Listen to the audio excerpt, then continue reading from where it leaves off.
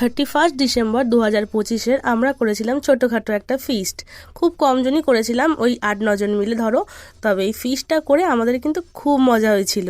তো শেষ পর্যন্ত দেখতে থাকো ভিডিওটা, আর কেমন লাগলো অবশ্যই কিন্তু জানাবে কমেন্টে। এই ফিস্টের সব কেনাকাটা করার জন্য আমরা চলে গেছিলাম বাজারে 2 বান্ধবী মিলে।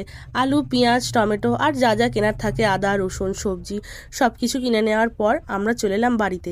আর বিশ্বাস করো ব্যাগটা কি ভারী হয়েছিল। তারপর বাজার দোকান করে মনে হলো যে আমরা সকাল থেকে এখনো না খেয়ে আছি, তার জন্য আমরা কিছু খেয়ে নিচ্ছিলাম, কারণ এরপর আরো অনেক কাজ বাকি আছে। এরপর আমরা চলে এসেছিলাম মশলাপাতির দোকানে।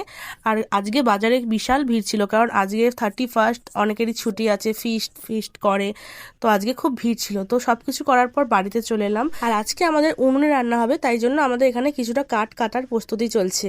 এবার কিন্তু আমাদের সব সবজিপাতি এক জায়গায় ঢেলে আমরা সবাই হাতে হাতে সব কাটতে বসে গেছি, কারণ বিকাল রান্নাটা বসাবো, বেশি রাত করলে হবে না। আর এদিকে যেই কড়াইতে রান্না হবে সেই কড়াইটা পরিষ্কার করা চলছিল, কিন্তু পরিষ্কারের পর দেখতে পেলাম যে কড়ার মাঝখানে ছোট্ট একটা ফুটো, তেল ঢাললে তেলটা পড়ে যাবে নিচ থেকে, ঠিক আছে, এরকম একটা ব্যাপার। আর তার পাশেই চলছে উনুন করার প্রস্তুতি। আর আমাদের যেহেতু ভেজ পকোড়া হবে, তার জন্য কিন্তু এখানে সমস্ত কিছু মাখার কাজ চলছে। আর এই দেখো ফুটো করার পর কিন্তু এটা ভালো করা নিয়ে চলে এসেছি।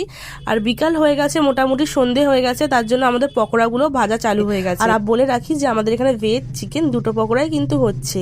আর তার সঙ্গে চলছে এখানে খুব জোরসে নাচানাচি কিন্তু।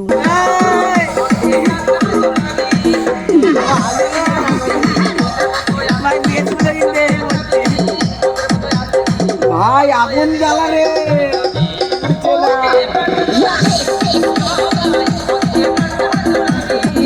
এরপর পকোড়া ভাজার পর কিন্তু আমরা সবাই পকোড়া আর কফি কিন্তু খেয়ে নিয়েছিলাম। আর পকোড়াগুলো কিন্তু খুব সুন্দর হয়েছিল। এই দেখো এদিকে পকোড়া করতে করতে কিন্তু রান্না চলছে। আর আমাদের কিন্তু আজকে হচ্ছে মিক্স ফ্রাইড রাইস, তাই জন্যই সেটাই কিন্তু হচ্ছে এখানে। আর দেখো হয়ে গেছে, লাস্ট খালি ঘিটা মেরে রেখে দেবো, ব্যাস কমপ্লিট। এদিকে কষা মাংস কিন্তু বসানো হয়ে গেছে। আর এদিকে দেখো কষা মাংস খাওয়ার জন্য একজন কি করছে, তো পুরো হাত পেতে পুরো নাচানাচি চালু হয়ে গেছে। আর এটা দেখে আমাদের হাসির আর শেষ নেই। আবার দেখো যে বলছে খুব সুন্দর হয়েছে, খেয়ে দিয়ে আবার নাচও দেখাচ্ছে।